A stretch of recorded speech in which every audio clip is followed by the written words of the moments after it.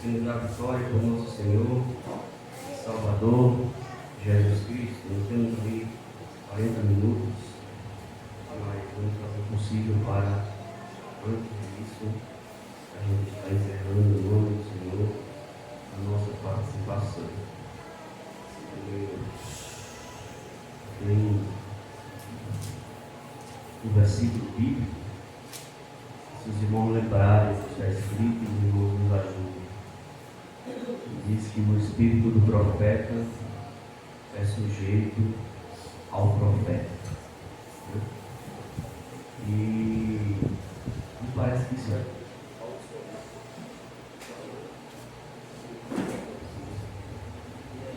Parece que é carta de Paulo, os Coríntios se fala sobre isso aí. Bom, como eu acredito também dessa forma, o trabalho do Senhor deve ser feito sempre com ordem e reverência. Então o que acontece?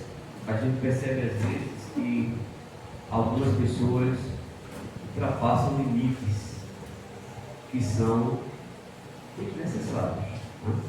Que são desnecessários. O culto tem hora de começar e tem hora de terminar. Às vezes tem irmãs que têm maridos não crentes, precisam chegar em casa no horário para não ter problemas com o marido, e etc.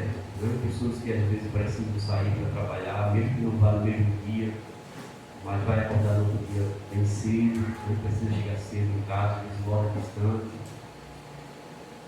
E, como eu disse, a gente precisa aprender a ter moderação. Moderação. Eu já não digo quando Deus quer trabalhar, porque ninguém consegue impedir o trabalhar de Deus, não de Deus, ninguém consegue impedir. Mas quando Deus está trabalhando na casa, às vezes dá 9h30, 9h40, 10 horas ou até mais.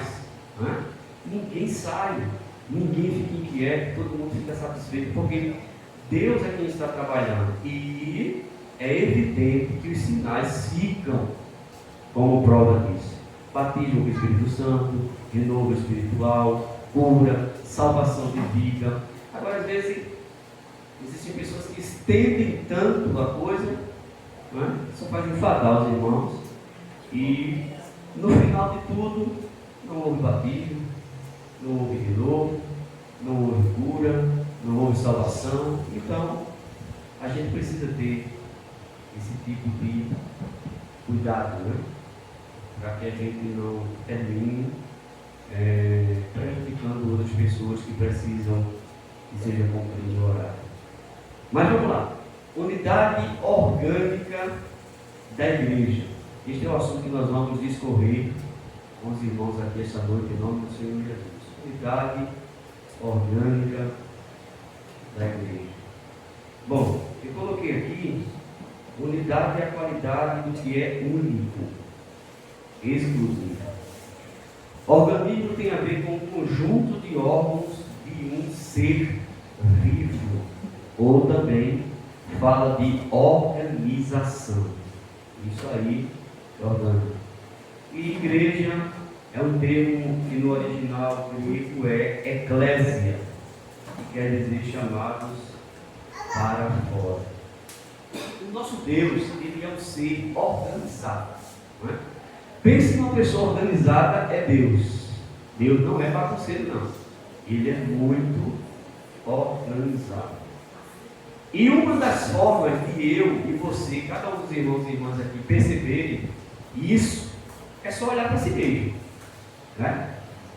Quando você chegar em casa, eu sei que vocês já fizeram isso, principalmente as irmãs.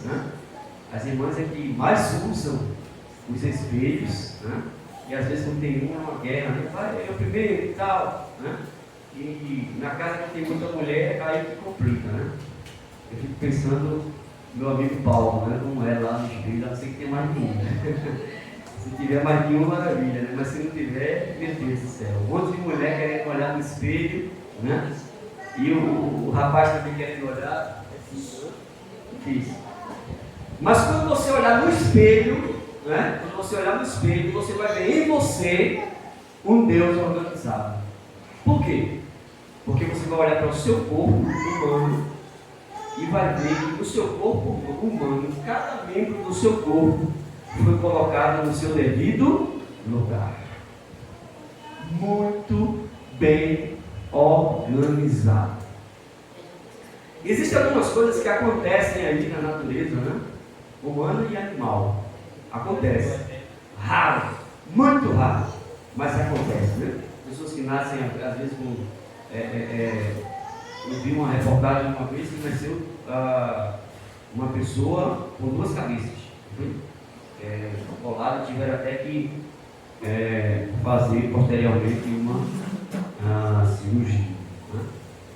E outros casos semelhantes que aconteceram, mas são casos raros, que é consequência justamente do pecado de Adão no Éden. Né?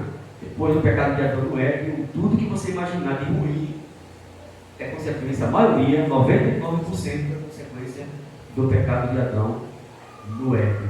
Né? Porque o homem foi criado para ser eterno. Quando eu digo homem, a mulher também. Foram criados para serem eternos. Não existia defeitos, não existia problema nenhum, de espécie nenhuma.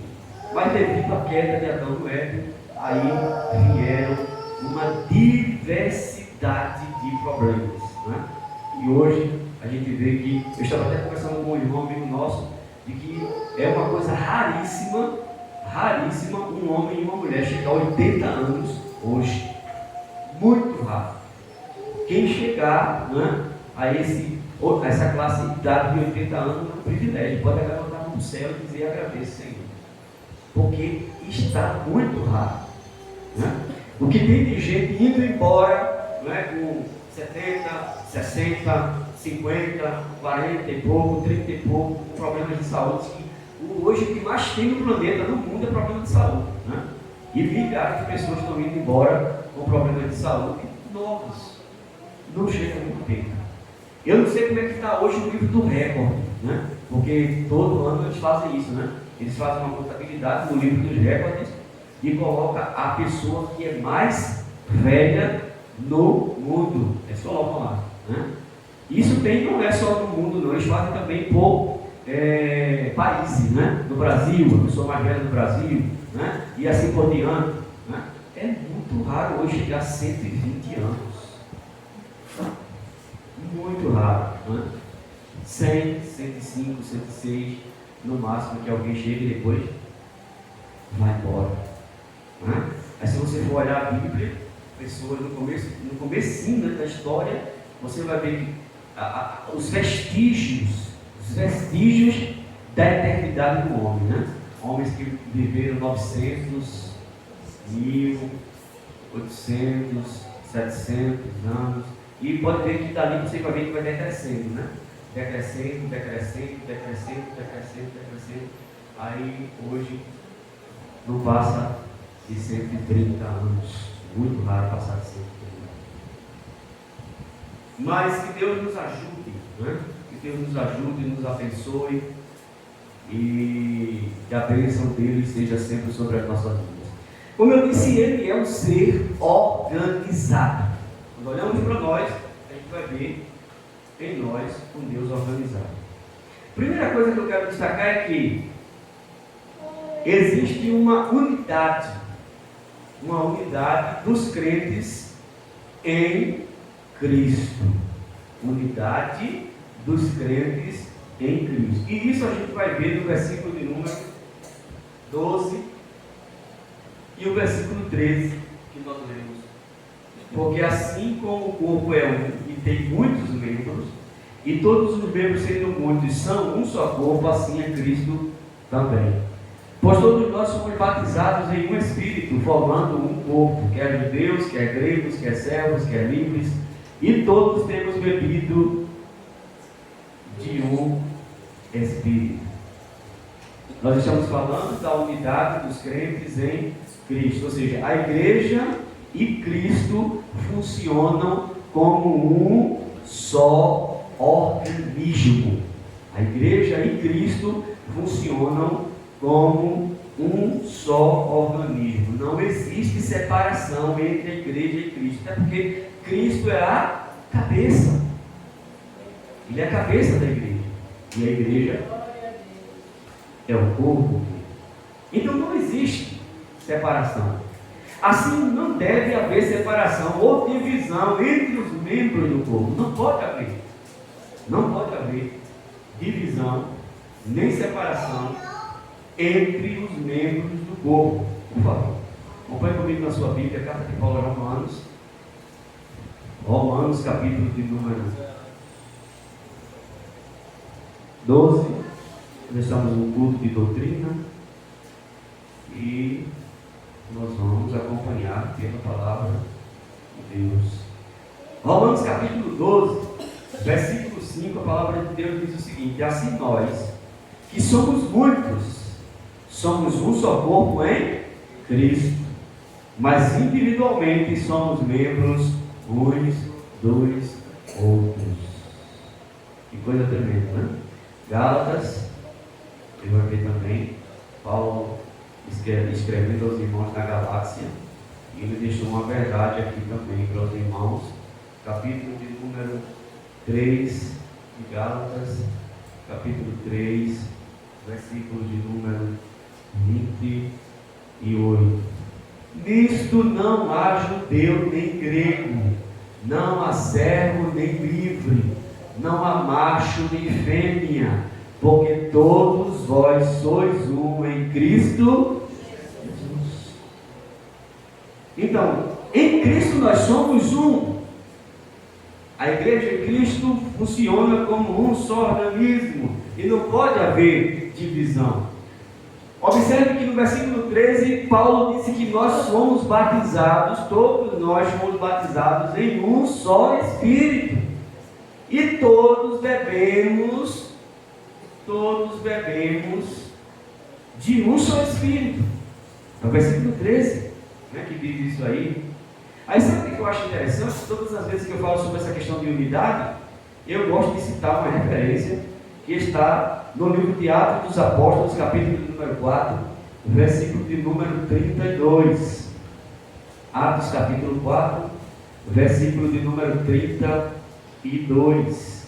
Veja só o que ele diz: e era um o coração e a alma da multidão dos que criam, e ninguém dizia que coisa alguma do que possuía era sua própria, mas todas as coisas lhes eram comuns. É interessantíssimo isso aqui. Para você entender melhor, eu quero que você abra sua Bíblia, por favor. Ainda, né? Se tiver já aberta em Atos dos Apóstolos, continua com ela aberta. Aí você vai acompanhar comigo aí o versículo de número 15 do capítulo de número 1.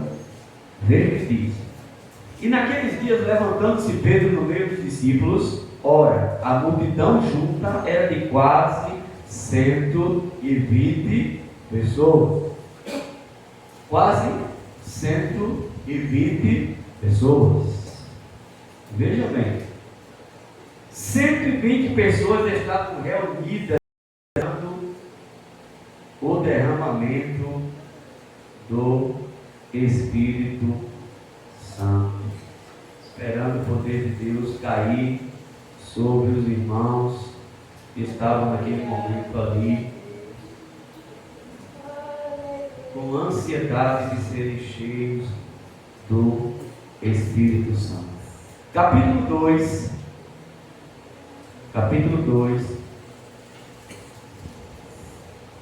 do mesmo livro de Atos dos Apóstolos, você vai ver aqui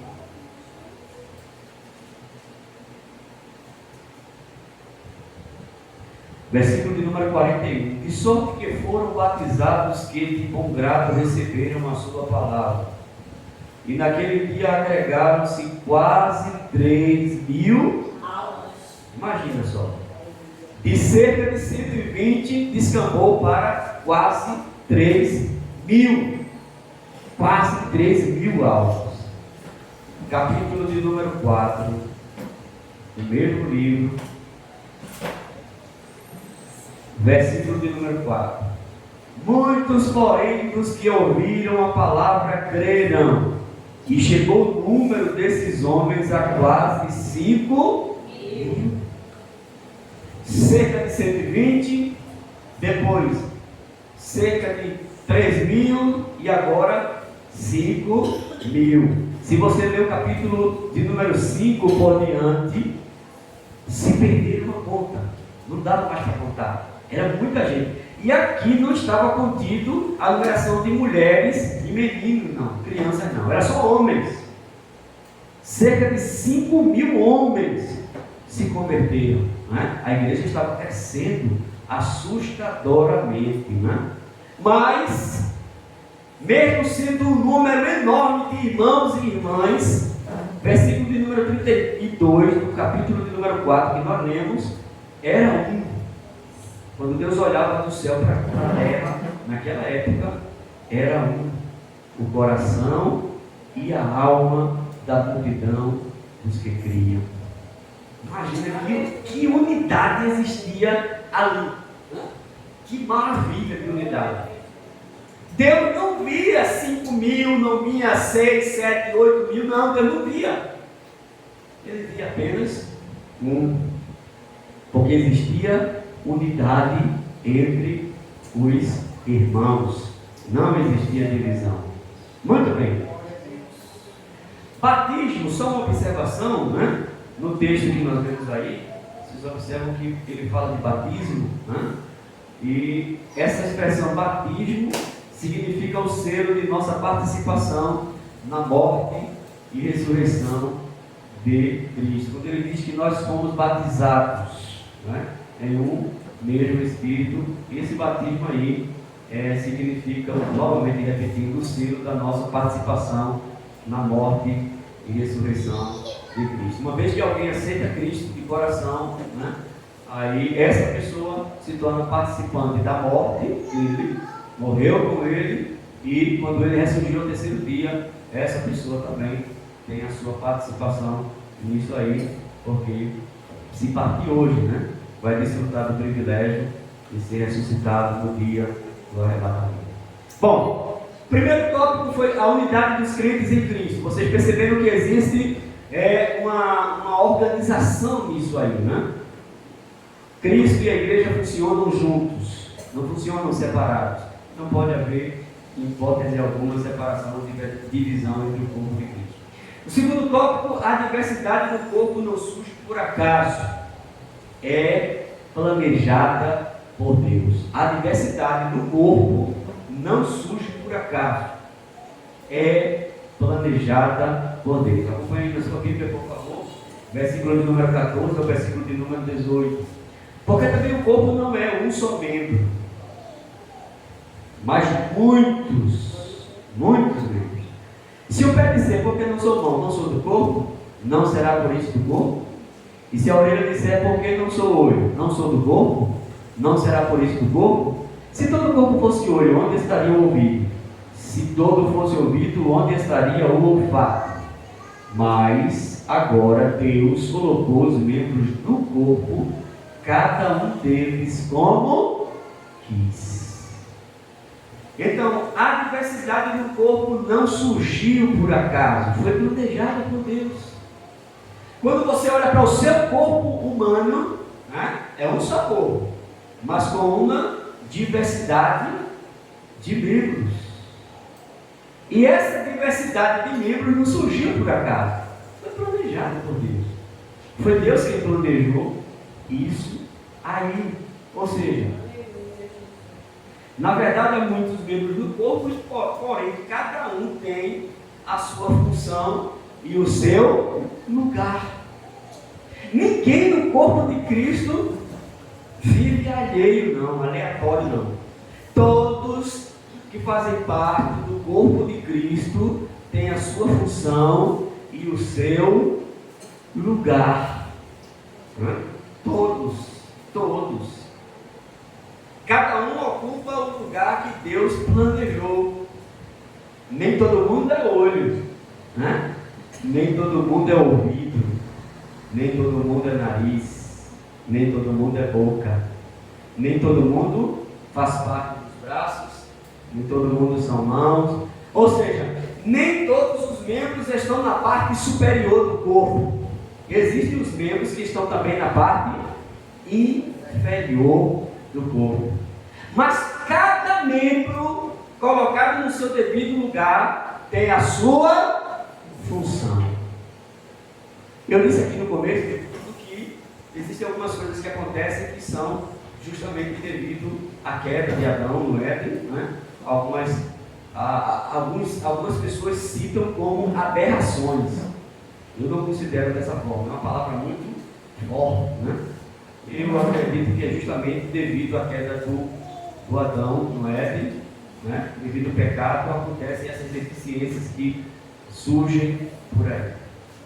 E não é normal, eu acho que alguns irmãos já viram, eu já vi, mas não é normal algumas pessoas andarem com as mãos.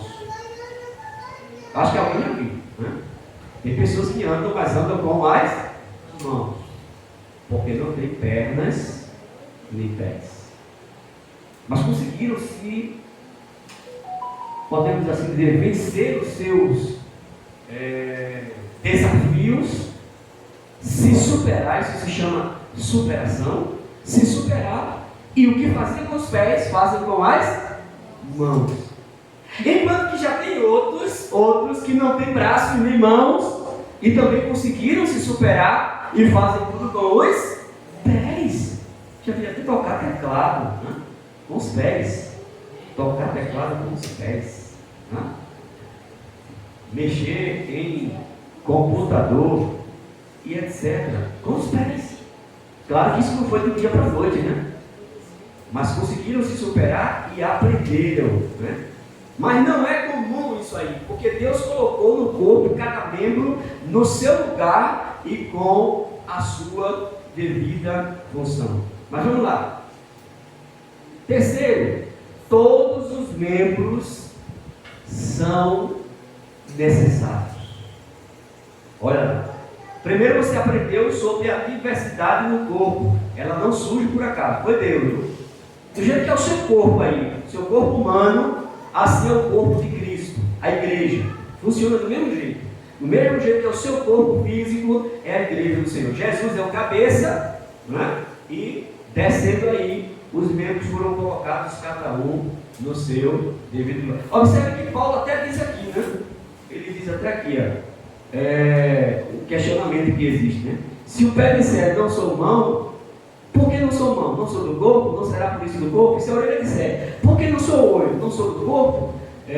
Não será por isso do corpo? Imagina só, porque não tem ânsia aqui? Pode acontecer, né?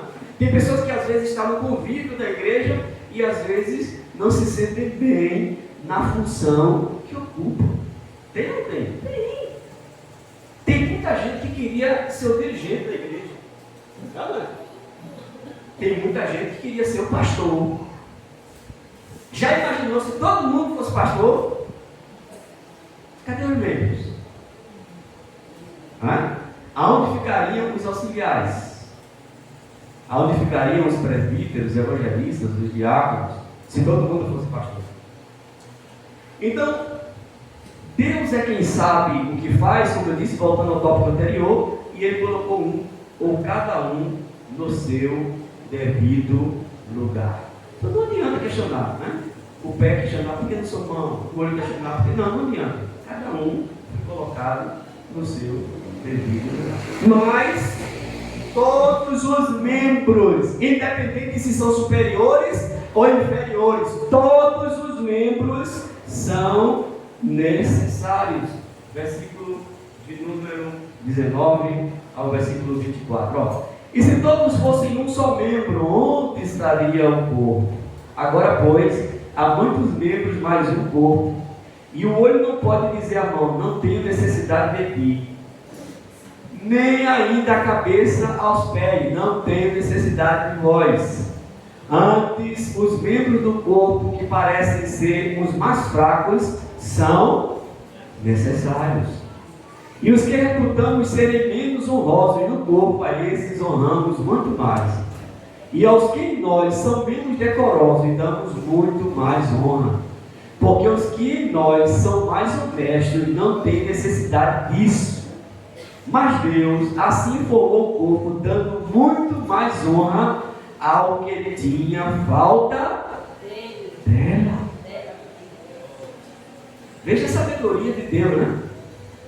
Deus formou o corpo, dando muito mais honra ao que tinham falta dela. Que muitas das vezes são os membros inferiores, né? É difícil, observe se não é assim. É difícil você ver os membros superiores. Não são todos não, viu? Mas é difícil você ver os membros superiores fazerem prodígios extraordinários. É muito difícil. Se conta às vezes, não é? Pastores, evangelistas, presbíteros, diáconos, pessoas que estão no nível superior, dirigentes de ciclo de oração, estão no nível superior. É difícil, tem homens de Deus e mulheres de Deus que Deus usa poderosamente, e você vê os sinais seguindo, acompanhando a vida dele e dela. Mas 99% dos milagres e prodígios que acontecem são da membresia da igreja. Não precisa disso. 99% dos milagres e prodígios que acontecem no meio, no seio da igreja, são pessoas que são membros. São pessoas que são apenas, às vezes não são nem componente de órgãos, né? Estão lá atrás, quietinho no seu lugar, mas Deus usa poderosamente e coisas extraordinárias acontecem. São chamados muitas vezes de anônimos, que ninguém sabe o nome dele ou dela, não tem conhecimento muito, não são pessoas famosas no meio evangélico, não. Ninguém ouve o nome dele ou dela sendo badalado por aí, não. Mas quando Deus trabalha na vida dele e dela, coisas extraordinárias acontecem. E porque assim foi Deus que planejou dessa forma, dando muitas vezes maior honra àqueles que necessitam dela. Porque os membros superiores, eles não necessitam de honra, porque eles já são honrados. E até demais, não é? Eles estão em cima. São os membros superiores que são muito vistos, né? Quando você olha para uma pessoa, a primeira coisa que você vê é a cabeça, né, da pessoa, os olhos, a orelha, o nariz, a boca, a parte superior do corpo, os braços, né? As mãos. É a primeira coisa que você vê quando você dirige o olhar para uma pessoa, né? E é evidente que quando se dá elogio, ninguém elogia uma pessoa por causa dos pés. Quem aqui já ouviu alguém dizer a uma mulher que ela está muito bonita por causa dos pés? Eu nunca vi nem ouvi alguém dizer isso. Fulano é linda por causa dos pés. Um homem ser elogiado por uma mulher, que homem lindo, né? Por causa dos pés. Ele calça um sapato bonitão, né? Ou se não está de sandália, dá para ver os pezinhos dele, né? Misericórdia. Assim. Não, irmãos. As pessoas são elogiadas por causa dos membros superiores. Porque se destacam mais, são mais belos, não é? Os olhos são mais bonitos, né? São mais abençoados. As pessoas cuidam mais dos olhos, das orelhas, da boca, do nariz, das mãos, dos braços, dos membros superiores, porque são mais vistos. Eles são mais honrados. Aí aqueles membros inferiores que não são muito vistos, Deus faz coisas extraordinárias. São necessários. Eu sempre costumo dizer, uma mulher está lá vasculhando a casa, um homem, porque eu também já fiz isso, né? Hoje eu diminui bastante, né, amor? Diminui bastante isso aí, mas a gente, quando ela vasculhava a casa, geralmente era eu e ela para casa de um lado e para casa do outro, para vasculhar a casa, e mesmo você botando o óculos, uma vez por outra, acontece ou não acontece? Um cisto, ela vasculhando no olho. E quando cai no olho, quem é que entra primeiro em ação? As mãos, não?